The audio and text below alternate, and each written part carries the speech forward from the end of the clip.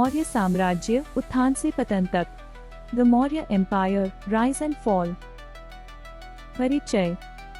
मौर्य साम्राज्य भारतीय इतिहास का प्रथम महान साम्राज्य था जिसने राजनीतिक एकता और सुशासन की एक नई परंपरा स्थापित की। चंद्रगुप्त मौर्य और सम्राट अशोक जैसे महान शासकों के नेतृत्व में यह साम्राज्य 321 ईसा पूर्व से 185 ईसा पूर्व तक भारतीय उपमहाद्वीप के अधिकांश हिस्सों पर शासन करता रहा। यह युग भारतीय सभ्यता के राजनीतिक कौशल, प्रशासनिक प्रतिभा और नैतिक चेतना का प्रतीक बना। 4वीं शताब्दी ईसा पूर्व में सिकंदर के आक्रमण के बाद भारत छोटे छोटे राज्यों में बटा हुआ था।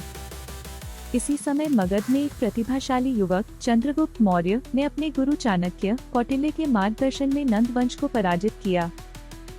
321 ईसा पूर्व में मौर्य साम्राज्य की स्थापना हुई।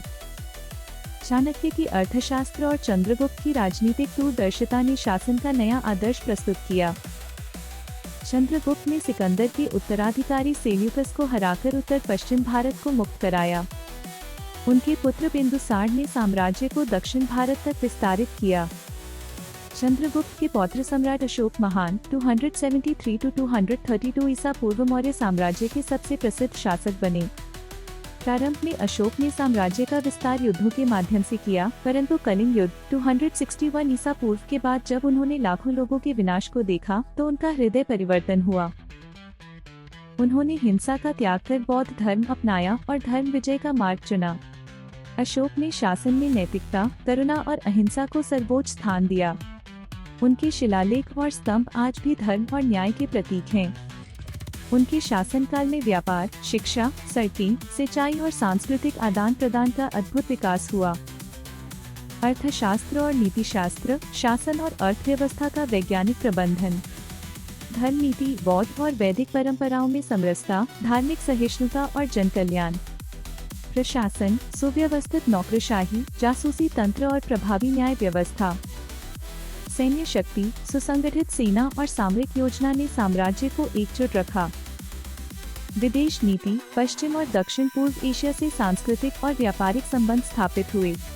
अशोक की मृत्यु के बाद साम्राज्य की एकता कमजोर पड़ने लगी। उत्तराधिकार विवाद, प्रशासनिक ढिलाई और आर्थिक समस्याओं ने साम्राज्य को विभाजित कर दिया। प्रांतीय शासकों ने स्वतंत्रता की घोषणा करनी शुरू कर दी। अंततः 185 ईसा पूर्व में अंतिम मौर्य शासक बृहद्रथ की हत्या पुष्यमित्र शुंग ने की और मौर्य साम्राज्य का अंत हुआ।